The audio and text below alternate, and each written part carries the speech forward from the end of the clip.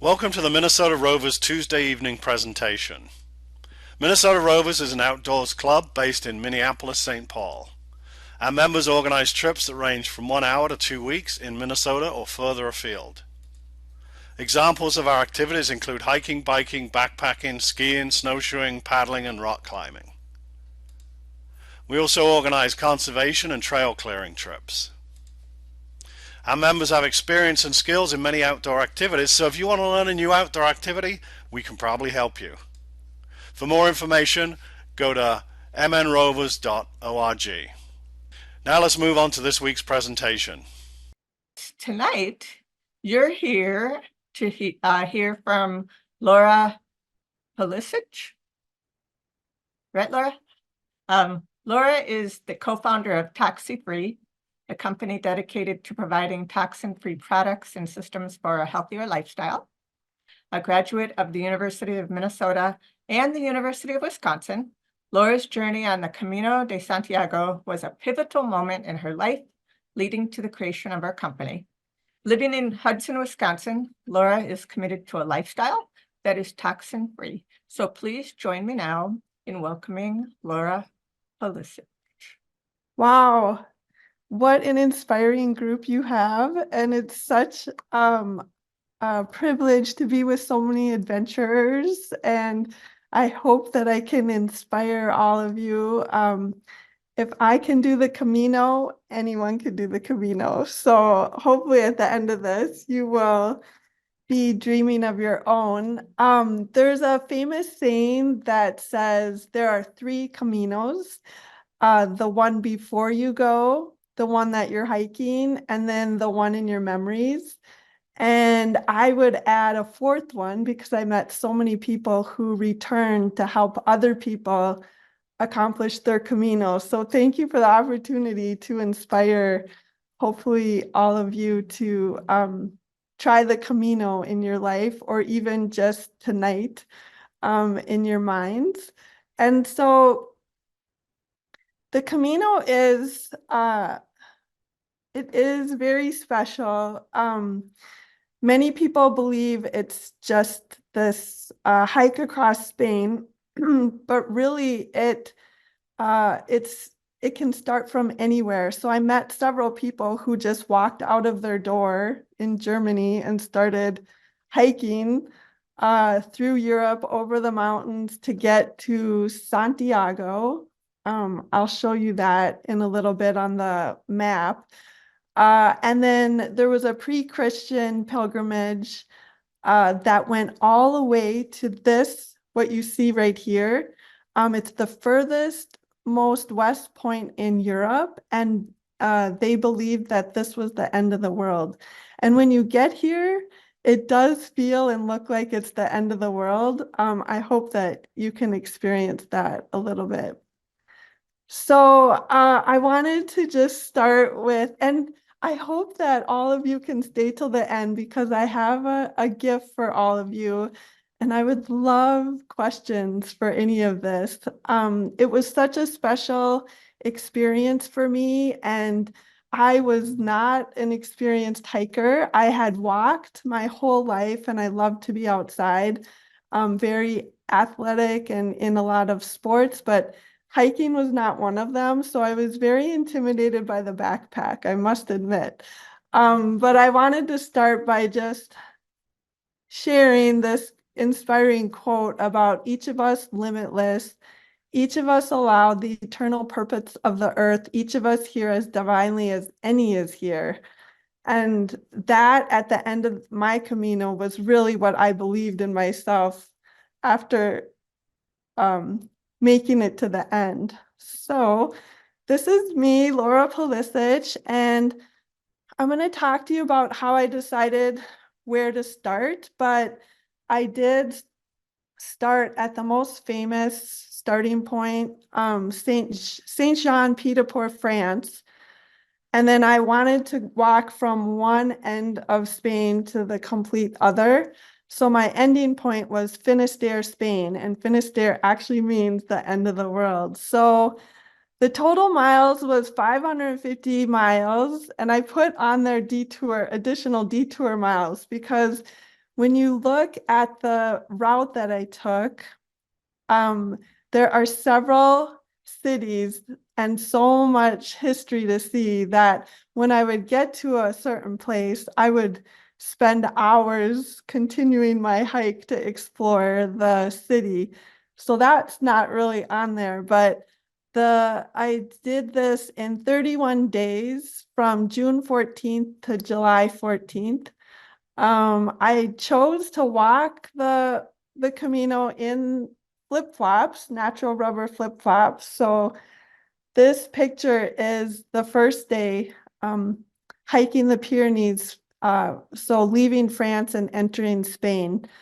And that is my natural backpack, a parasol, and my natural clothing. So the bag was very light. As I told you before, I was very intimidated by a backpack, carrying a backpack. So the other thing that's interesting, and if you want to ask questions later, most often I ate one meal a day.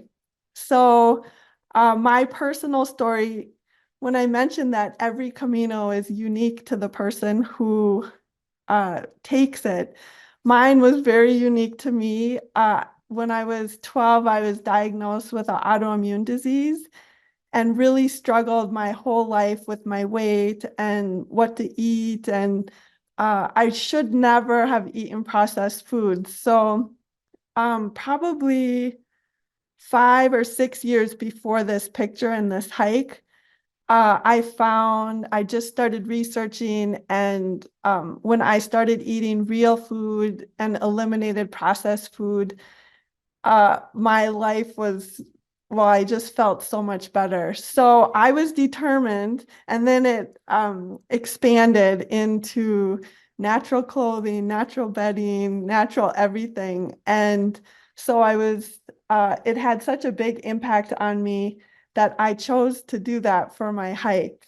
And I'll share more details about that. Oops, I went the wrong way. Okay, so one thing that's a little different about a pilgrimage is that, well, maybe it's not that different from your long hikes, but a pilgrimage is really meant to challenge everything, your mental, your spirit, your body. It is meant to be grueling. And this pilgrimage really was for me. I spent I'll talk about how I trained for it, but really there was no way that I could just quit my job and hike 25 miles every single day 30 days in a row. So I really had to just have faith that my preparations would help me get through it. And so I did not speak Spanish fluently. I'd never been to Europe. So there was the night before I left, I was terrified and wanted to cancel the trip. So, but so it was that's a little different. I also went on my own.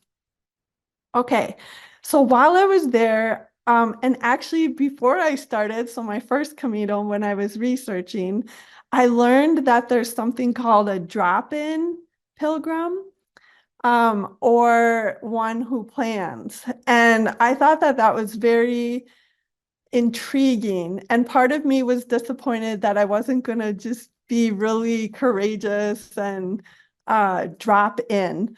But for me, I really wanted to research ahead of time. And that's just how I do things. And I'm actually really glad that I did.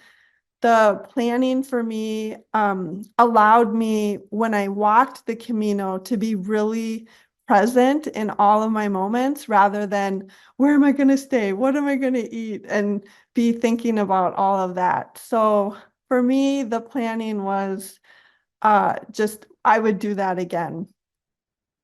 So that is something that was very profound for me, all of the resources. So I was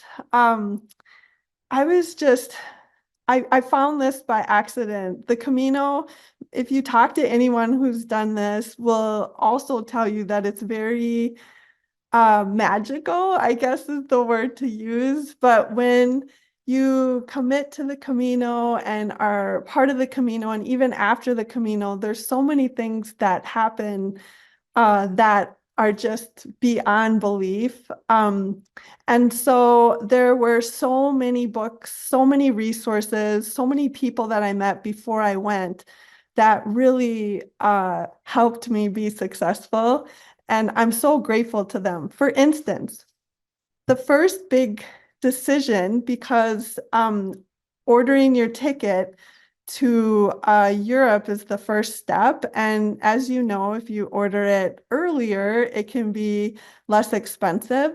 So I had to decide where I was going to start. And most people say that you can either fly to Paris or to Barcelona. And then you still have quite a ways to go to get to the start. And that is just that really famous point in France, Saint-Jean-Pied-de-Port. And so that was the first choice. And I'd always dreamt of going to Paris, even though I don't speak French and I'd never been. So it was, that little part was nerve-wracking as well. And one person on the internet had created this wonderful website where I was able to tour the airport. And so I was able to take notes and see where to go and where to exchange my money and how to get on the train and where to get off. And it was just, it was such a gift. And I'm so grateful for all of those resources. And your group is one of those resources. It's just the service that you provide for people is so inspiring. So then I got a little ahead because, as I said before, there's lots of different ways to do this pilgrimage. Some people just walked out their door. I met one man who was hiking from Rome to go to Santiago, and then he was going to walk back all the way and go to Jerusalem, all on this one pilgrimage that he was doing. And many people come up from Portugal, many people take the northern coast, but the route that I chose was the Camino Francés. And when you look at a bigger map of Spain, it's they call it the Napoleon route because it's just this well-worn. So the people hiking from Europe and France, coming down from France, this was just a common point to cross into Spain. And so it's very well marked and it's very well traveled. There are many albergues. An albergue is a place, it's like a hostel. So once you register or determine that you want to do this pilgrimage, the people of Spain do everything they can to help you accomplish it. And so an albergue, there are albergues all along here where some are people's homes, some are just historic places. One was a ruins. So there's all of these stations where they invite pilgrims in. One place soaked our feet for us. And so this pilgrimage has such a long history. And it's such an important part of Spain. They're just wonderful. So Camino Francés has arrows all throughout the path. The paths are well kept. It has a ton of history. And so that's why I chose it. Okay, so this is the passport. So this is such a wonderful way to see Spain because the albergues are very reasonable. Often there's a meal included, there's shower, Wi-Fi, beds, and like I said, they do so much to help you be successful. But in order to become a pilgrim, you have to have a spirit of searching. So for many people, it's very religious. They are going to Santiago to visit the remains of St. James. It's understood or known that St. James was an apostle whose remains are in the cathedral there. And so this is a very important religious pilgrimage for some people. For other people, they are in a point of their life where they're looking for answers or looking for a change or some sort of searching within themselves. That was definitely the case for me. I was really at a point of searching in my life. And so that's why I went. And I was really drawn to the pre-Christian pilgrimage that brought me all the way to the end. And so this is, you register somewhere along your route to become a pilgrim. And once you do that, you give them your name and they stamp it at the beginning. And then as you walk, the walkers are honored first. If you get to an albergue and there's a bed available, you get to stay there. There's a lot of people who bike and they get it second or third. There were people with donkeys and horses, but most people were walking or biking. And in order to get what's called a credential, that's at the end in Santiago, and there's one in Finisterre as well. It's like a certificate that you've completed this. You must walk the last 100 kilometers. So that is always more busy, and the albergues can fill up. So June and September is the nicest weather, but it's also the time when many people in Europe do the Camino. So it is more traveled at that time. And what people in Europe, who I met, a lot of people would do portions. So they would take their family vacation and do a portion of the Camino, and then the next year they'd come back and do the next portion. And so they would build it like that. There were several people who did like me and were walking, like a very long distance for the pilgrimage. So this was the start, and you can order your credential ahead of time, americanpilgrims.org or delperegrino.com, and they'll send you your passport ahead of time, and then you bring it in and you register. So all these people are in line for registering to start their pilgrimage. And then they send this information forward to Santiago, and you're registered with them as an official pilgrim. Okay. Oops. Somehow. There. Okay, so this is the village. During my research, there was a lot of discussion about the first day, which is there's a choice to do the scenic Napoleon route, which is crossing the Pyrenees, or the kind of the side route where you take 2 days. The Napoleon route is beautiful. I can't wait to show you that picture. But it is a commitment because there are no albergues along the way there, so you can't like stop early. You just have to go. And then you're headed to one place to stay. It's a famous, I think I have it written. Well, I do have it written that I'll give it to you. But that's something that I registered ahead of time, and you should register ahead of time as well.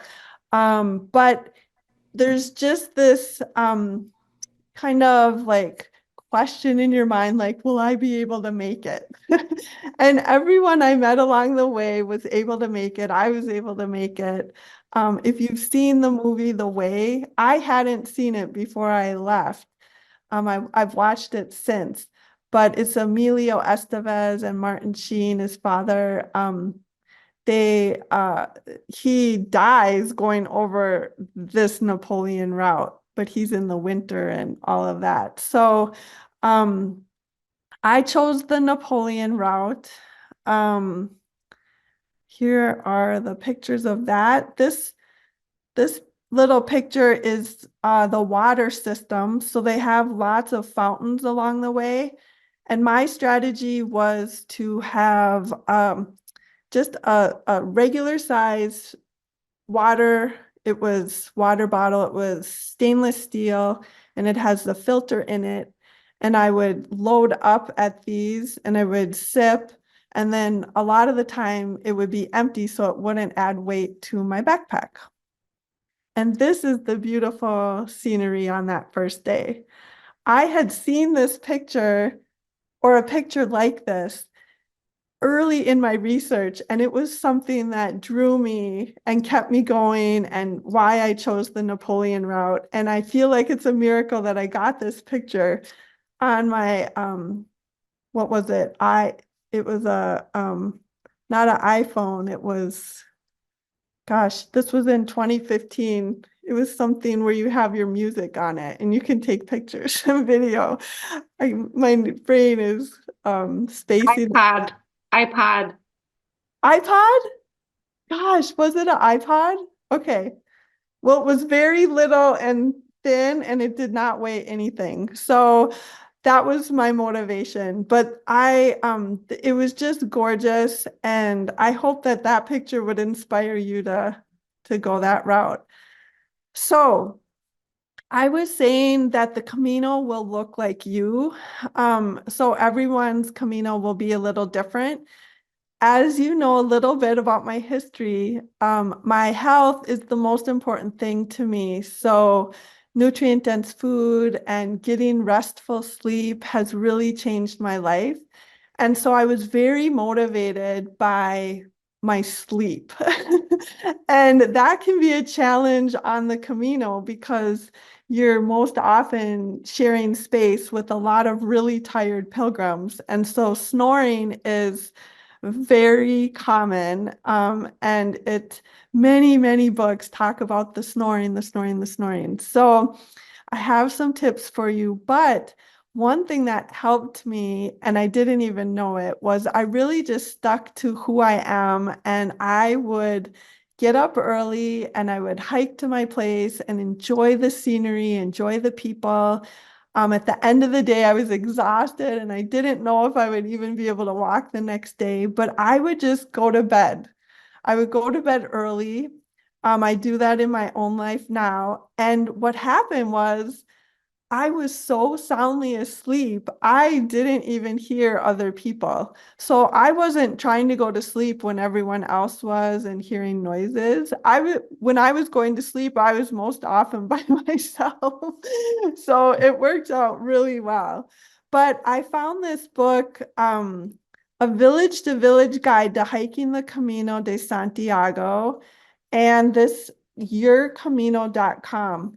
They were absolutely key for me to plan my route. And I loved the way I did this because I would look in those books and on that resource and I would read the reviews and I would look for how many beds. So it would say albergue, and it would say 150 beds. And I'd be like, well, there's going to be a lot of snoring there. So I would look for places that had 6 beds or 10 beds or 15 or 2. And I just started to plan my route like that. And it worked out really well because I didn't have any trouble sleeping. I got great sleep, and every morning, miraculously, I was able to do another 20 to 27 miles. The other thing for a tip is if you are caught where you can't get to sleep, many people would talk about syncing your breathing to the person snoring. And oftentimes that can trick you into falling asleep. The other thing, the Caminos do require you to have some sort of liner so that you're not just sleeping on the bed, you carry your own liner in. And somewhere along the line, I learned that silk has a really tight weave. And so a dear friend helped me create from a silk sheet a little kind of a sleeping bag liner and a towel that I could wrap around my head for the shower or even around my body if I was cold. And silk dries in an instant. And it's so light, I hardly noticed it in my backpack. So I highly recommend that. I also brought a little handmade a bottle like this of spray bottle, and it had lavender essential oil and distilled water. And it was only 1 ounce. And I would just spray that. And the lavender helped me sleep. And the lavender also works against bed bugs. So I never had any problem. That worked out really well for me. Sorry about this. There. So as you know, I needed your beginner backpack class because I was totally unprepared as a hiker with a backpack, and I was just very nervous about it. So my strategy was packing light, light, light. I just had very minimal. I only had the 2 outfits. I just had the filter water bottle. I had the silk liner that I had to have. And then food was really important to me. So this you can see is everything that was in my backpack. My plug so that my iPod could keep working, my toothbrush, a little bit of tooth powder. I brought some soap nuts and a little teeny thing of soap. And there's the spray bottle there. Here is the backpack. I wrote a lot of information right on the backpack, like emergency numbers and addresses to people I wanted to send postcards to. There's a trick for pilgrims where you can send things ahead to the post office along the route and they will hold it for you. I'll explain that a little bit later. And so I had all those addresses on there as well. That worked out really well. And then I did, just for an emergency, let's see, I still have it in here. I had just a big plastic bag for rain to keep everything dry.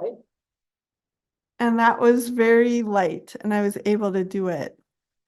So the flip-flops, this was a very intentional choice. I had read so much about feet and how troubling it was for pilgrims, blisters and people having to go home and stop their hike. And everything I was reading said to wear what you usually wear when you hike. And what I usually wear is natural rubber flip-flops. I had been doing that for like 5 summers before I went on the Camino, but something in my mind was, you can't walk in flip-flops 550 miles. So I really struggled with it. And then I saw it's right here, this famous photo. It's a statue along the way, and it's a historic pilgrim story. And there he's wearing his sandals. So I knew that it had been done before. And so I just stuck to what was true to me. And it turned out wonderful. I avoided any blisters. I didn't have to worry about trading shoes because when you go in the albergue, you have to leave your hiking boots. So you have to carry an extra pair of sandals anyway.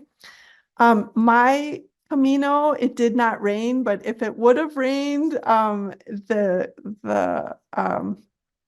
flip-flops don't get wet. So it was a great choice for me. And here are the arrows. This is what helps you be successful and get across an entire country. It's the most beautiful, generous system. I felt so grateful for all the trails being picked up and watched over and people leaving rocks to show you where to go.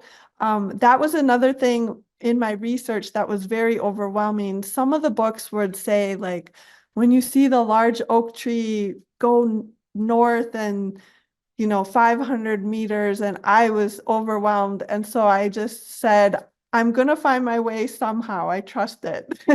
And these arrows are what helped me do it. So this is, I can come back to that later.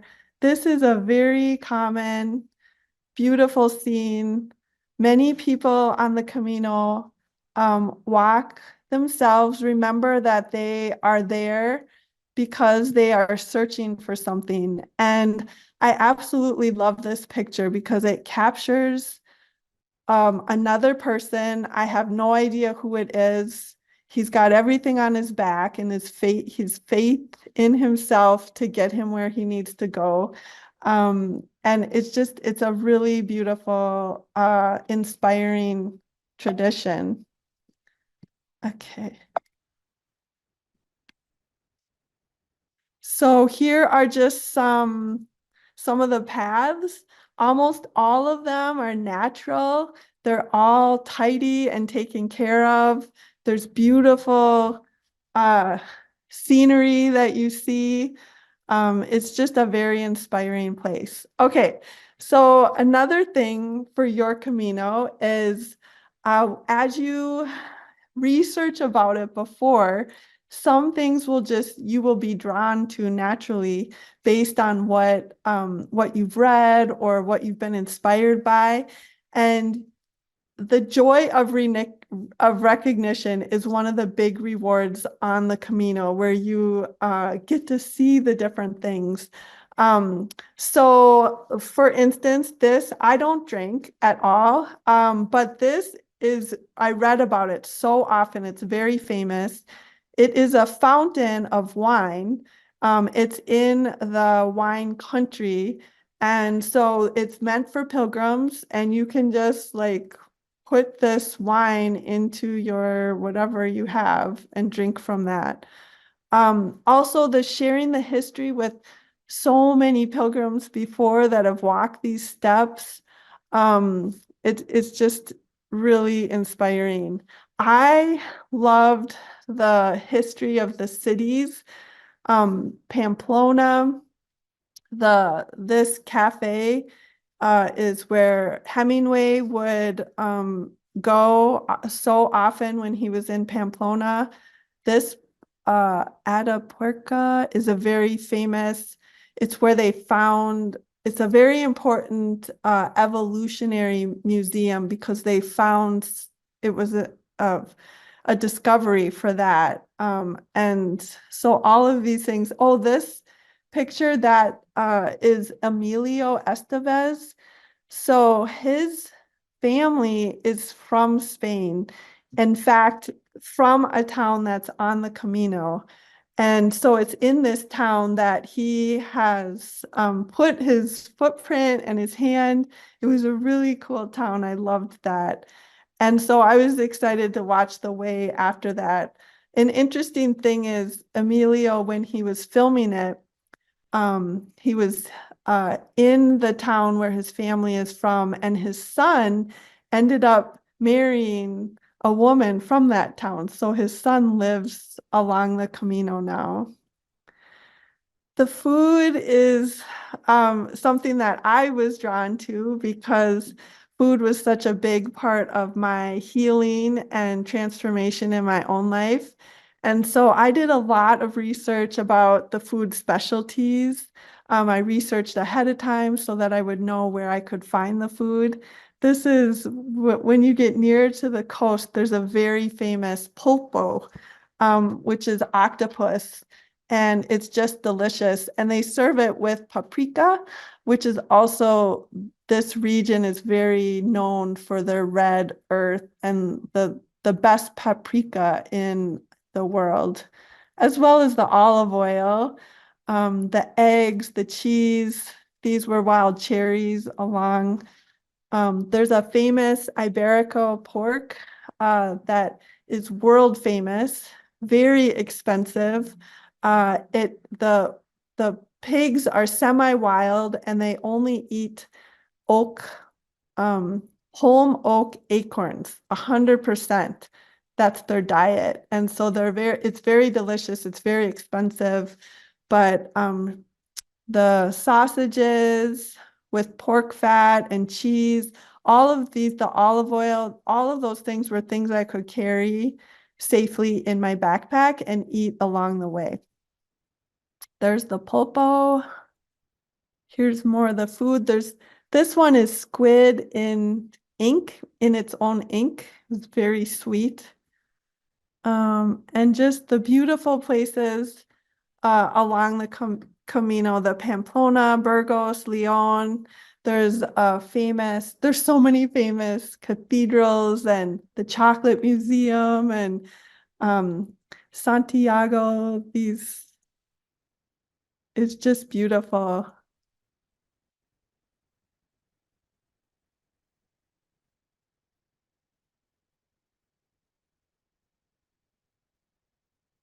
So one thing that I'm grateful for in my studies ahead of time is learning about the Camino and the history of the Camino and being a part of their history in as respectful a way as I could. And so I wrote a lot of things on my backpack. Buen Camino is something that everyone says to each other. It means good way. So I wrote that on good way or good path. And then Altrea is something that was very common as well. And this is just something that's really helped me in my own life is keep going, onward, persevere. So Altrea is this kind of cheer to cheer on pilgrims to overcome any mental hurdles or their physical ailments along the way. The first day so you meet people as you walk along the path. And the first day I just happened to meet someone from London who was my same age. I was 45 when I did this. And I think he might have been a drop-in pilgrim, but we walked along. And then later, like a week later, I lost track of him, but on Facebook, he had posted a picture and his legs they looked like elephant trunk, or not trunk, the actual elephant legs, because his legs had swollen up so much from just the grueling hiking that he wasn't used to. And he did have to fly home. I felt terrible about that, but there's a lot of rescue, if you will, like outs on the Camino Francés. There's buses that you could take home, places you can fly out. Here are some more things. I wore this. This was common. This is a historic shell that pilgrims would always wear on their backpack, the story is that they would have it to identify themselves as a pilgrim, that they're on pilgrimage, but then also they could drink water from the shell. So I did that, and this is, once you get to Santiago, you go to this little office and you get your Compostela, the proof that you have walked all these miles and you've gotten all your stamps along the way. and they have your name from that first time when you registered. And this has been going on since the 9th and 10th centuries for the Christian pilgrimage. So there's a very famous mass in that cathedral, Santiago, for the pilgrims who have arrived. And it's this huge, oh my goodness. I'll need help with this if someone can remember the name of it. But it's the smoke thing, the incense thing, and there's a huge rope and it swings throughout the cathedral. It's just massive, and there's all of these pilgrims with their backpacks, and it's really a special occasion. This is I put this on here so that you could see all of the people who do this. So this was the people who arrived the day that I did. And you'll notice males, females, 41, 35, 50, 59, 63, 18, from all sorts of different nations, Spain, South Africa, Brazil, and teacher, student, commercial, all what their profession is. So I thought that was really neat. And this was a very joyous occasion. Okay, so we're almost done. This is the end, the Fistera. So after you get to Santiago, many people end there. That's their pilgrimage. But as you know, I wanted to go to the end of Spain. So this part is you have to keep going. And I was very tired. It was a little hard to go that next day because everyone else was staying. But I was drawn to that picture of the end of the world. So on this part, there are less arrows, less travelers, less accommodations, but there's more beauty, more history, and more achievement to get there. This is the 0 kilometers left when you get to the end of the world. It is more challenging. I was pretty good at following arrows after 27 days and finding my way, but without the arrows, there was a favorite story I have when I got to a crossroads. It was in a little village, and there was just a house in front of me, and I had to go left or right, and I couldn't find an arrow anywhere. And I looked on the bottom, the top, in the trees, all around. I stepped backwards, and I was just looking everywhere for where the arrow could be because they hide them all in little places. And when I looked, I just was like, I don't know where to go. It's the first time in all of these days and miles that I do not know which way to go. And I didn't know what I was going to do. So I was just standing there. And the next thing I know, there was a little woman's hand pointing my direction of where I had to go. And so that's just one of the many things, wonderful, beautiful memories of the Camino that I have. Oh, this was also you get another Compostelo at the end there. And then the food I loved. They're known for the barnacles and the sardines, but the day that I arrived, they said, no sardines today, they'll be there tomorrow. So I missed my chance at the sardines, but everything else. So this is where the gift to you, after I got home, the Camino just keeps producing miracles. I felt like I could do anything at the end of it. And many people were encouraging me to write a book about it. So I did write a book. It has a ton of great information. And I want to give to you the PDF if that would help any of you. So I will put my email in the chat, and then you just email me, and then I'll email you the PDF. But there's great little Camino tips. I wrote out my entire itinerary, the name of where I stayed, how much I paid, the website to get you there. And so all sorts of, I wrote terms in Spanish that helped me, all sorts of little things. But if I were going to do it again, I for sure would do the tradition of carrying a small pebble and leaving it here at the base of the Cruz de Ferro near, this is near the end. That's a famous tradition. I would definitely stay at the ruins.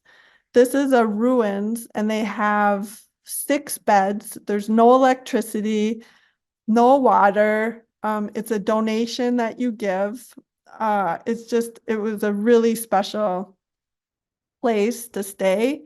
Those are the beds inside there. Okay, and this, I would definitely do this again, take advantage of sending my belongings ahead. But I made the mistake of sending my belongings from the US and not while I was there. So none of my extra flip-flops arrived. And that was a big mistake. So this was one of the boxes I sent to myself with some dried anchovies and some flip-flops, and it never arrived. They did send it back to the US. So next time I would bring those things that I wanted to send to Paris or to Barcelona and send it from there. And then you would have no problem at all. So when I was hiking, like I was in Burgos and I saw something I wanted to purchase, I sent it ahead to Santiago and I got it no problem. Oh, and the PDF that I'm giving you, it has all of the addresses of those post offices. So that would, you would already have some research done. So that was a great thing. And yeah, so this is I am really grateful that I did this. I try to tell people it's like a PhD level course, crash course in living in the moment, having faith in others. If I found my mind wandering or obsessing about something or worrying about something, I literally would miss my arrow and I would be like walking out of my way and have to come back. So it really helped me become so present in the moment. It helped me immensely believe in myself. And like I said before, I feel like I can do anything. I didn't have a company before this. I didn't have a book. I didn't have any of those things. And now the Camino just keeps going. So I hope that that will happen for you too. And that's everything. Question. Thank you, Laura. Are there any questions for Laura out there? Get that in the chat. In the chat, there was one that's thanks for your experience. What was the drive what drove you to do it? This is such a great story because it has to do with your organization a little bit.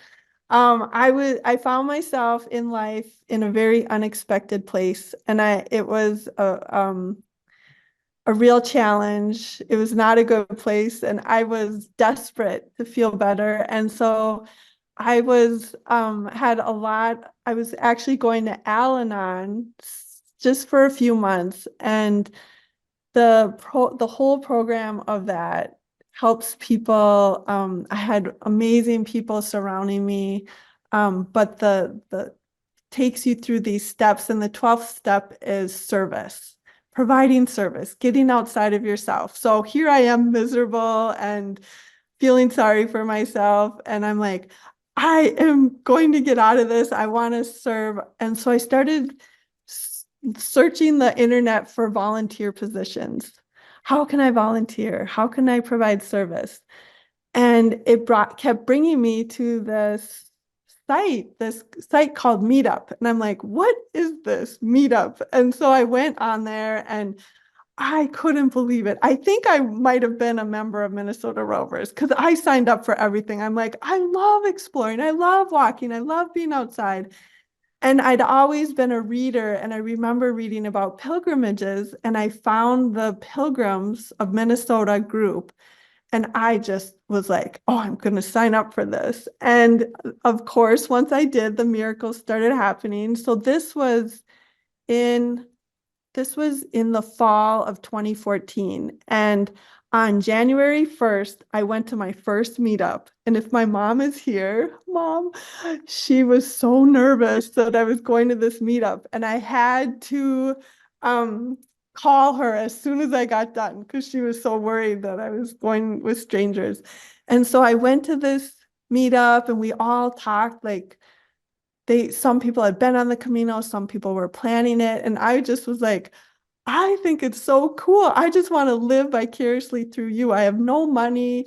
I'm in no position to go on the Camino, but if you'll let me, I just want to hike with you and hear about your adventures.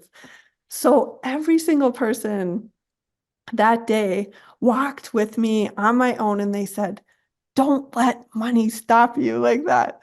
So I was like, what are you talking about? And they're like, there are ways, we'll fundraise for you, all these things. So I was so inspired. I called my mom and like, Mom, you and I should go on the Camino together. And a month later, not even a month later, she showed up at one of my jobs and she said, I talked to a friend who I think is on this tonight. And we're going to send you on the Camino. And I was like bawling. I'm like, what? And so I had to go then. And that's when I started checking books out at the library and committed myself. But yeah, so I met so many people. I often tell people, so that I remember walking with kind of the same people because you see the same people on this route. You're not walking with them. I remember this man, he spoke Italian. I didn't speak Italian. He didn't speak English. We never spoke one word, but we would see each other all along the Camino. And I just we would have taken a bullet for each other because you're sharing this incredible, challenging experience. Your souls meet together and it's miraculous. So it was so life-changing for me. And I feel like everyone has some sort of searching within them. Maybe you've already accomplished something, but it's if there's anything in you that is wondering about it, it might be your time to try it.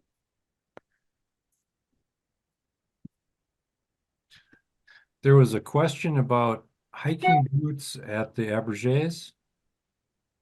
Okay.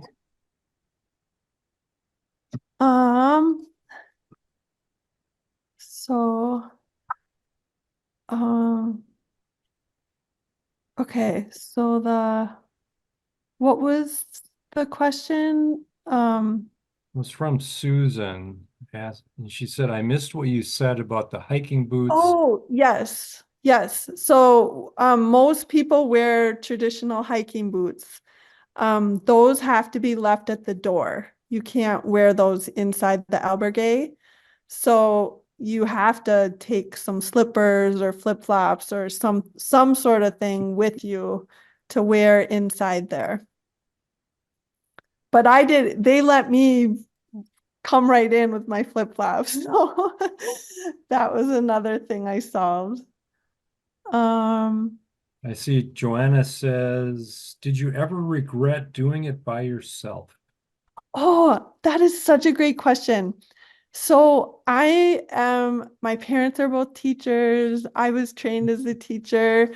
It's just inside me. And I would see teachers bringing students out on this. And I thought, what an amazing experience. I would love, like, if I wanted to do it again, I would want to bring people along.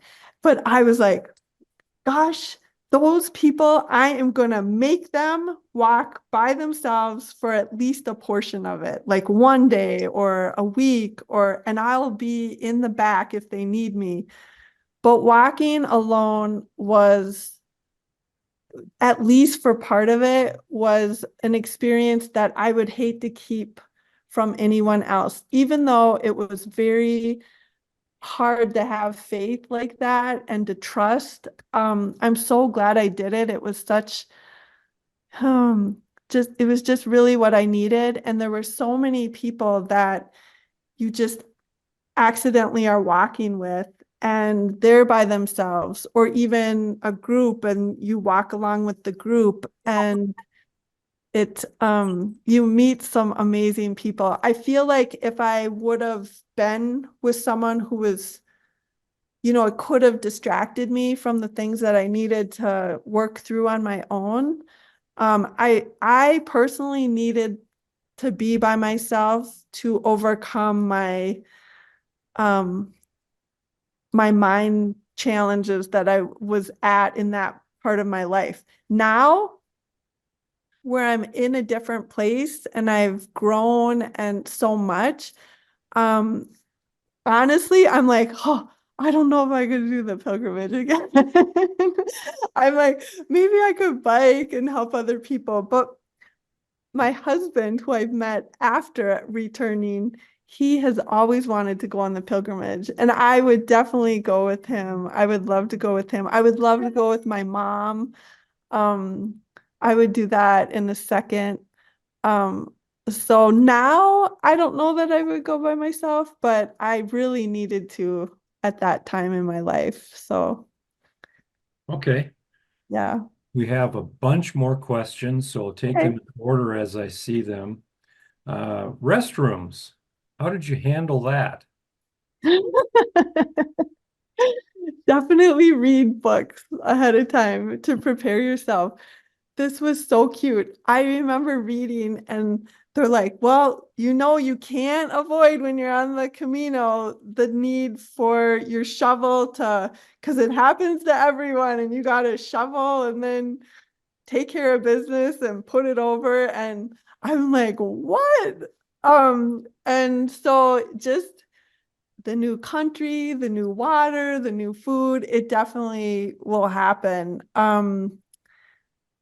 The the Camino Francés is easy. It's the easy one because there are so many rest points, so many little villages, so many places where you can stop. But it might happen where you have to go somewhere along the route, and hopefully no one's around. And there's some cover for you. But when it happens, everyone out there is just like they will help you, and even if they don't speak your language, you are a pilgrim with them, and it means so much. So Okay. you will be in good hands. Well, just be brave, right? Yes. Okay. Next question from someone named iPad. From a logistics point of view, how did you deal with food and water? Were there ever any days you had to carry all of your food and bring water because of lack of access? So I had to carry my own food the whole time because I have so many dietary restrictions and problems, and that's why I had to research ahead of time. No one else out there was carrying their meals. So and especially on Camino Francés, there are so many places. There are so many fountains. Water was never a problem. People could get food all along the way.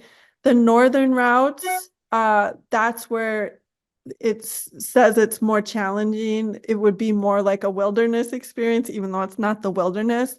But the albergues are much less, and they're a lot farther apart. The end part at Finisterre, they're spread out. There's not as many things around. But on the Camino Francés, no, there was, maybe that first day over the Pyrenees, that place I showed you where the water was. Yeah, there's nothing really there. That's another advantage too of in this PDF, the book that I shared, I have learned that when you eat like high fat, good protein, and your body burns fat for fuel instead of carbohydrates, you have 50,000 calories on reserve versus like 1,000 or 2,000 with the carbs. So that really helped me a lot, because like even in my life right now, I only eat one meal a day just because I'm not hungry. Because I eat a lot of really natural fat, high fat, really good protein. Whereas before I was always like, I need food, I need food. So cheese really helps, like carrying some cheese. I carried olive oil and could drink that for calories. Towards the end, I do have to clarify, towards the end, I don't think I could get enough calories. So I was very hungry. So whenever I saw chickens, I would stop and get their eggs and whatever they were making. And I would just order as many eggs as they would make me. And that really filled me for a long time. And I'd always had a chunk of good cheese and the charcuterie, I'm forgetting the name, but it's pork fat with pork sausages. It's kind of a fermented that you can just carry along with you. I hope that answered. If you did it again, would you travel lighter and send items ahead? Well, I think I did it as light as possible. I would definitely send items ahead. I think that is just a brilliant way to do it. And it was so easy, like once you're there, to send things. When I arrived at Pamplona and my box wasn't there from the US like I had planned, I had no flip-flops. So I had to just keep walking. And it was like probably within my second week, I held my flip-flop up and I could see right through it. There was a hole. And I thought I was gonna have to go home because I was really in pain. And this woman, she just gave me her flip-flops. She owned a little store. It was part of her house. And because that's how they are. They just like give you whatever you need. And they were like plastic and they hurt my feet worse. So then I was like walking barefoot. It was not a good few days. But when I got to the next city, someone at the albergue drove me ahead to a place where I could get footwear. And when they found out I was a pilgrim, it was like a department store. Everyone was coming and bringing me hiking boots. And I just kept going, no, no. And I was like, flip-flop like that. And no one would believe that I was walking in flip-flops. But I found some and I bought like 5 or 10 pair and just sent them ahead.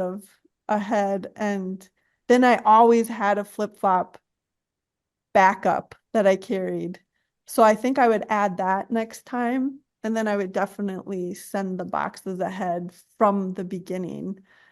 That was another thing. Many people on the pilgrimage thought it was very strange that I was walking in flip-flops. So by the end, I was a little bit of a Disney World character. We heard about you, the flip-flop girl, and they would ask for an autograph and a picture. And But the flip-flops, they were genius. I didn't walk fast. I just walked in, with intention, and I was concentrating, and but they said that I was moving across Spain fast. So I think people would stop and kind of rest and hang out, but I just kept going somewhere new every day. Okay. Susan said something about you said we needed an extra pair of shoes. So oh, That was yeah, answered already. Thank you. Okay. got it. And what's the name of the Minnesota group of pilgrims? It's in the meetup. Oh my gosh, this is terrible. Minnesota Pilgrims. I don't know. And since then, they've also joined with the American Pilgrims, which is a wonderful resource. If you haven't visited that yet, they have lists of books and they're amazing. And many, many people who accomplish the Camino, then they go back and they volunteer at an albergue, because many albergues are run by volunteers. So then they're able to serve in that way to go back and be at an albergue. So the American Pilgrims, they do so much like that. They help you find ways to go back and serve, and yeah. And now the American Pilgrims have a chapter with the Minnesota Camino, Minnesota. Oh, I'm so sorry that I don't know. But if you go on Meetup and search Camino, I think it should come right up. Okay. And then last question, it looks like, could you recap how expensive the accommodation hostels were and how many or how far spread out they were?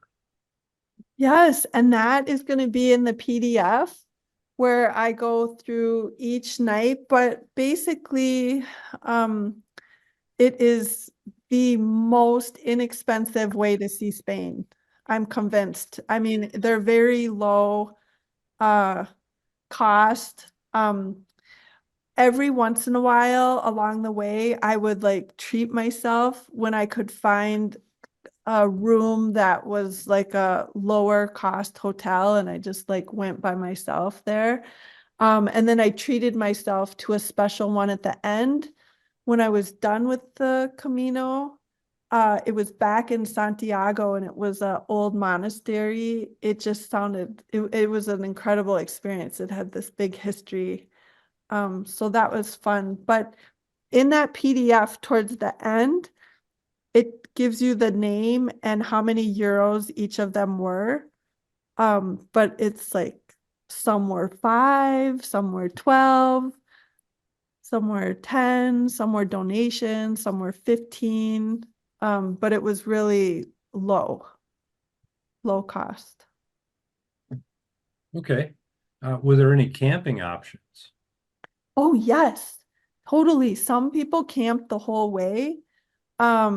But again, for me, I was so inexperienced, you just have to carry your equipment with you. So for the experienced backpackers, that would be amazing. Yes, people did that. Okay. Any more last minute, any questions? Oh, wait. What did you do with the items you no longer needed? Did you send them home or give them away? Ooh, well, okay, so my strategy was I had these little notes, and it was on rice paper, so completely compostable, and it was like 31 days because that's how long I did it. And so the first one would be like, tell me where to go, the address, anything I needed to know. And so I would just look at that day, and then I did it. And so then I didn't need that piece of paper anymore. So I would compost it. And so and then during the week, I would eat my way down the backpack. So towards the end of the week, my backpack was really light. But the items that I didn't carry with me were like a nail clipper. I just bought that at a little, in a city where at a pharmacy. Everything I brought, I needed. If I found something in a city that I wanted to send home, I would just send it to Santiago. And then when I got to Santiago, I sent everything back home to the US of things that I wanted to take home with me. But really, there wasn't anything. I did in my mind fantasize or romanticize Spain. I thought it was very warm, and so I didn't bring enough clothing.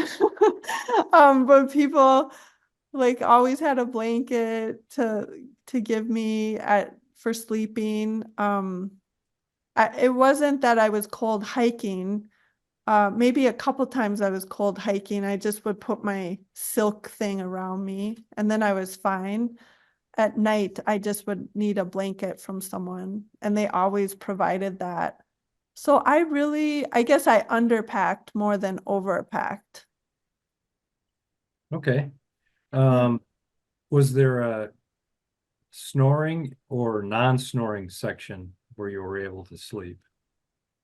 There really is not a non-snoring section. That's why I planned the albergues based on the beds. And sometimes I went to a place and I was the only person there. Because the beginning part of the Camino Francés, and then there's a boring part that a lot of people skip. They will take a bus around it because they don't want to walk. That area of the Camino, I had a lot of places to myself. But just by going to bed a little bit earlier than everyone else, I was able to. And I did carry earplugs. So I would put those in. And so I was okay. That is the blisters and the snorers are the things that I read about a lot that was hard for people. And if you're camping, I don't think that you would have that problem. It's just in the albergue, which is like a hostel where the beds are all right there next to each other.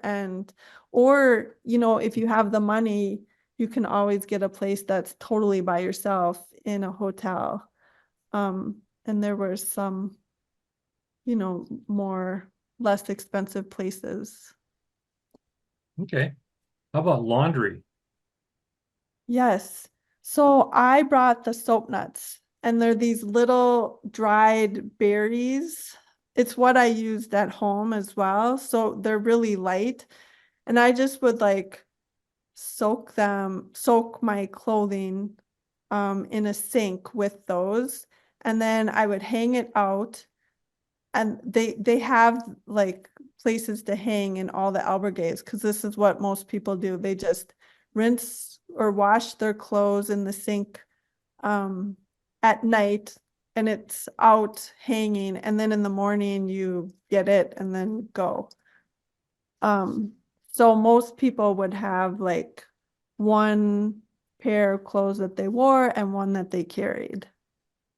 And so I would just do that each night and switch.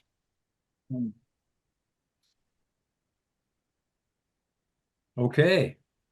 And when you can live on the Camino like that, everything feels easy after you get home.